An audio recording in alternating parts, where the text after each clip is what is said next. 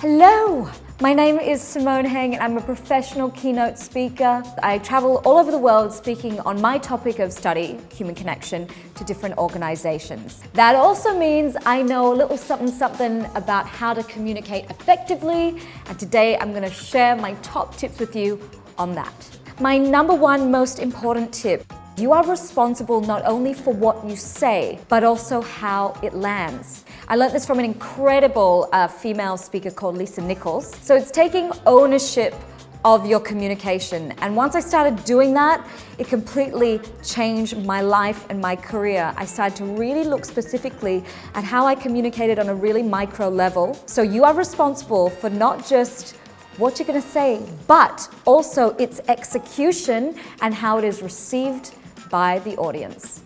Number two is a Singapore special. Stop showing face. Connection is a massive part of effective communication, but a big barrier here in Asia to that communication is the fact that we like to show face. So we basically disconnect our message, our inner voice, our authentic self from our facial expressions. There's a great scene in The Farewell where Awkwafina's family hire professional mourners to go to the grandmother's or family relative's funeral and cry and show that emotion, because showing emotion is really hard for us Asians. So when you're trying to communicate, give people the most amount of visual cues that they can have to help enforce the verbal message that you're sending across as well. It will increase your communication power by 90%.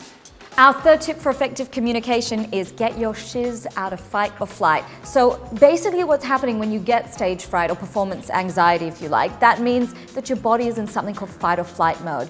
Before you're ready to perform, go into the toilet stall and do Amy Cuddy's power poses. She explains that doing these poses actually decrease the stress hormone cortisol when you're in fight or flight. They also boost your performance hormones like testosterone, tricking your body into thinking you're more performance ready than you are. So don't get on that stage without getting yourself out of fight or flight. Number four is all about projecting your voice. Where does that beautiful full-sounded voice that flows through the air and lands with the audience come from? Well, it actually all comes from your diaphragm and the way that you breathe. The effective way to breathe for better projection and vocal dynamic is actually as if you're the player of the bagpipe, you suck the air in, and then your stomach goes out. I know it looks really ugly, but that's the way when you hear someone having a full-bodied projected voice, that's the correct way to breathe, and that's why their voice doesn't sound like it's up here in their nose or tight around their neck. It's all to do with the breathing.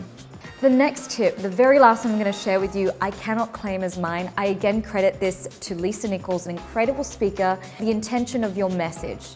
So this pertains to your voice when you communicate, even in a text or even in an online post. Before you're going to spread your message on any platform, just have a think. Is this message trying to defend something? Is this message trying to prove something? Is this message trying to protect something? These are all really great filters to have before you put your voice out there. And I wish that I had known them when I was younger and an idiot in my 20s. So that's my top 5 tips for effective communication. I hope that it added value. If you would like to follow me for more presentation skills tips, you can do so at Simone Heng on Instagram. If you'd like to coach with me, you can email me at hello@simoneheng.com.